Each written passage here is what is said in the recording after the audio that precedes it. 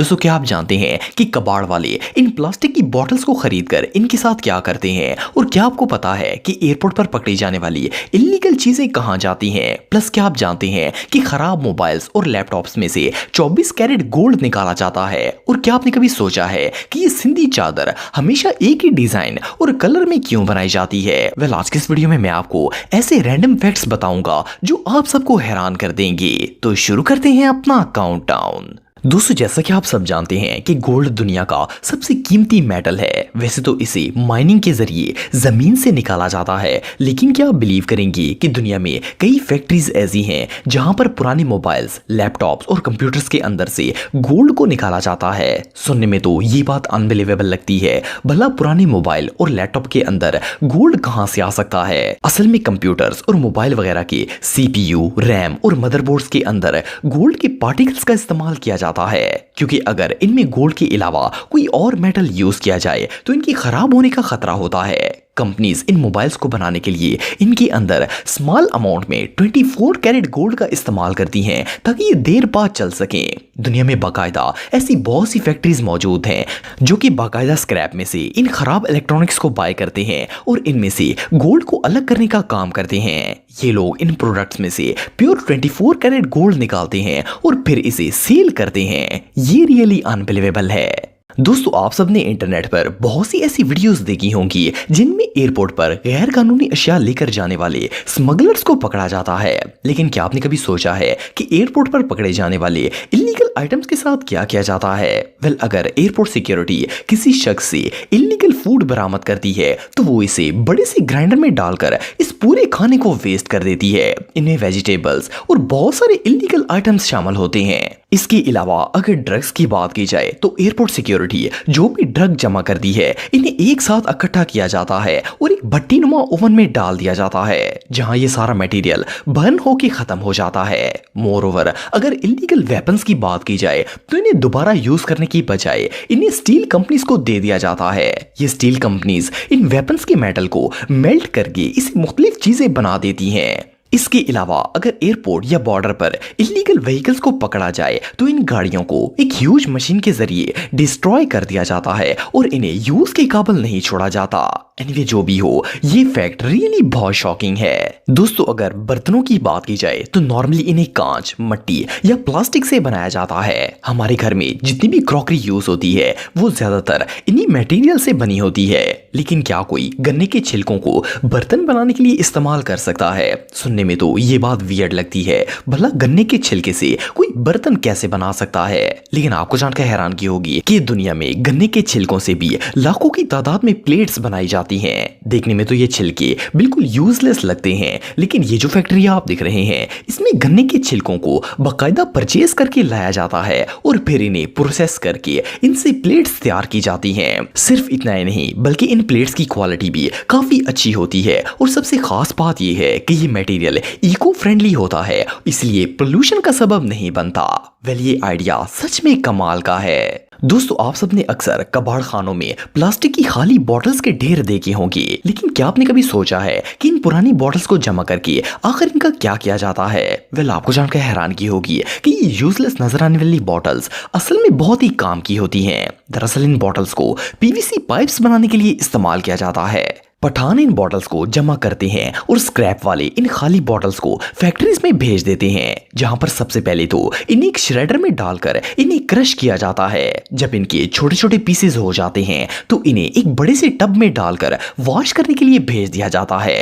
इसके बाद जब ये साफ हो जाती हैं तो इन क्रश्ड बॉटल्स को ड्राई किया जाता है और एक मेल्टिंग मशीन में डाल दिया जाता है। ये मशीन इस प्लास्टिक को अच्छी तरह मेल्ट कर देती है और इसके फ्रंट पर पाइप नुमा एक सांचा बना होता है जहां से ये मेल्टेड प्लास्टिक पाइप की शक्ल में बाहर आना शुरू हो जाता है।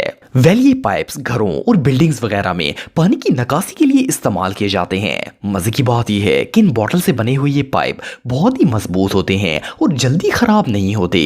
बहरहाल जो भी हो, खाली बॉटल्स को रिसाइकल करने का ये आइडिया वाकई में ब्रिलियंट है। दोस्तों अगर जानवरों के बारे में रिसर्च करने की बात की जाए तो जब भी हमें किसी जानवर के बारे में कोई इंफॉर्मेशन लेनी होती है तो हम सिंपली गूगल में जाकर इस एनिमल की पूरी इंफॉर्मेशन हासिल कर लेते हैं। इवन हम ये भी सर्च कर सकते हैं कि इस जानवर के कितने टीथ हैं और वो क्या खाता है और इसकी बॉडी का एक एक पार्ट किस तरह काम करता है। लेकिन क्या आपको पता है कि जानवरों के बारे में इस इंफॉर्मेशन को हासिल किस तरह किया जाता है? आपको जानकर हैरानगी होगी कि अमेरिका के शहर शिकागो के अंदर एक स्पेशल एनिमल लैब बनाई गई है जिसके अंदर दुनिया के ऑलमोस्ट तमाम जानवरों पर रिसर्च की जाती है। इस लैब में अब तक 11 मिलियन जानवरों पर रिसर्च की जा चुकी है। यहाँ पर साइंटिस्ट पहले जानवरों को एक खास किस्म के लिक्विड में रखते हैं और फिर इनके जिस्म के हर हिस्से का पूरी तरह से मुआयना करके इंफॉर्मेशन को कलेक्ट किया जाता है। इस लैब के अंदर जानवरों को ऑपरेशन किया जाता है और इनके एक एक पार्ट की डिटेल इकट्ठी की जाती है। इसके बाद इस इंफॉर्मेशन को इंटरनेट के ऊपर अपलोड किया जाता है जो बाद में हमें सिर्फ एक क्लिक से हासिल हो जाती है। हमारे लिए तो ये काम बहुत ही आसान है, लेकिन असल में इस इंफॉर्मेशन को हासिल करने के लिए साइंटिस्ट को सालों लग जाते हैं। ये रियली अनबिलीवेबल है। दोस्तों, आप सब पाकिस्तान की सबसे फेमस चादर अजरक के बारे में तो जानते होंगे। ये सिंधी ट्रेडिशन का बहुत ही फेमस पार्ट है। आप इसे सिंध की पहचान भी कह सकते हैं। वैसे तो पाकिस्तान के अंदर ये चादर बिल्कुल नॉर्मल है, लेकिन आपको जानकर हैरानगी होगी कि इसका ये डिजाइन आज से तकरीबन 5000 साल पुराना है। आपने नोट किया होगा कि अजरक वाली चादर का कलर और डिजाइन ऑलमोस्ट हमेशा ही सेम होता है। असल में इस चादर का ये खास डिजाइन एंशिएंट अरब के दौर से ही चलता आ रहा है। उस दौर में भी ये बहुत ही फेमस थी और इसे बनाने का तरीका भी बहुत ही खास था। कदीम अरब के लोग सिंधी चादर के डिजाइन को हाथों से कशीदाकारी करके बनाया करते थे। सिर्फ इतना ही नहीं, बल्कि ये चादर बहुत ही एक्सपेंसिव भी हुआ करती थी और इसे सिर्फ अमीर लोग ही इस्तेमाल करते थे। हालांकि आजकल के दौर में भी इसका डिजाइन वही है, लेकिन अब इसे मशीन्स के जरिए बनाया जाता है।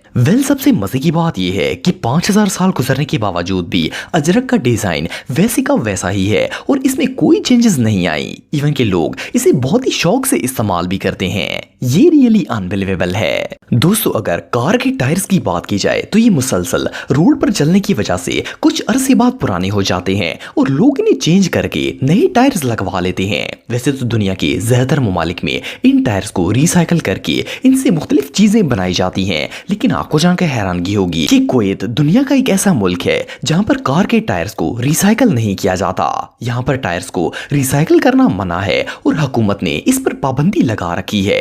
इस कंट्री के लोग टायर्स को रीयूज नहीं करते, बल्कि इन्हें एक बड़े से रेगिस्तान में फेंक दिया जाता है। ये जो प्लेस आप दिख रहे हैं, ये कुवैत का एक बहुत बड़ा रेगिस्तान है जहां पर 7 करोड़ से भी ज्यादा यूज्ड टायर्स मौजूद हैं। यहाँ पर ऑटो वर्कशॉप वाले डेली बेसिस पर आते हैं और पुराने टायर्स को यहाँ पर फेंक देते हैं। असल में कुवैत की गवर्नमेंट का मानना है कि इन्हें रिसाइकल करने से पोल्यूशन पैदा होती है जो लोगों के लिए खतरनाक है। बहरहाल जो भी हो, ये प्लेस वाकई में बहुत वियर्ड है। दोस्तों, जैसा कि हम सब जानते हैं कि हमारी ये जमीन मट्टी से भरी पड़ी है और इस प्लेनेट पर मट्टी की कोई वैल्यू नहीं है। इसकी वजह ये है कि ये हर जगह इजीली अवेलेबल होती है। लेकिन क्या आपको पता है कि मार्स प्लेनेट की मट्टी कितनी एक्सपेंसिव है? आपको जानकर हैरानगी होगी कि मार्स की 2 पाउंड मट्टी की कीमत 9 अरब डॉलर से भी ज्यादा है।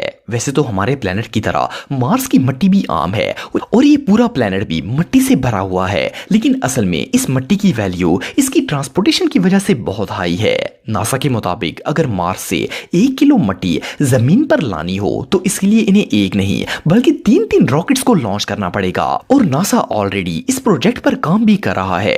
असल में मार्स से जमीन पर मट्टी लाने की कोशिश की जा रही है ताकि इसे एग्जाम किया जा सके कि इस मट्टी की नौयत कैसी है और इससे पता चल जाएगा कि इंसान मार्स के ऊपर आबाद हो सकते हैं या फिर नहीं हो सकते। हालांकि ये है तो मट्टी ही, लेकिन इसे लाने का प्रोसेस बहुत ही एक्सपेंसिव है। एक्सपर्ट्स के मुताबिक ये दुनिया का सबसे कॉस्टली सब्सटेंस होगा और इसके एक एक पार्टिकल्स की कीमत लाखों रुपए में होगी। एनीवे, कुछ सालों में आपको मार्स की मट्टी भी देखने को मिल जाएगी। तो दोस्तों, आज के लिए बस इतना ही। उम्मीद आपको वीडियो पसंद आई होगी। अगर आप मुझे इंस्टाग्राम पे फॉलो करना चाहते हैं तो दी हैदर टीवी पे आप मुझे फॉलो कर सकते हैं। मिलता हूं आपसे नेक्स्ट वीडियो में, तब तक के लिए अल्लाह हाफिज।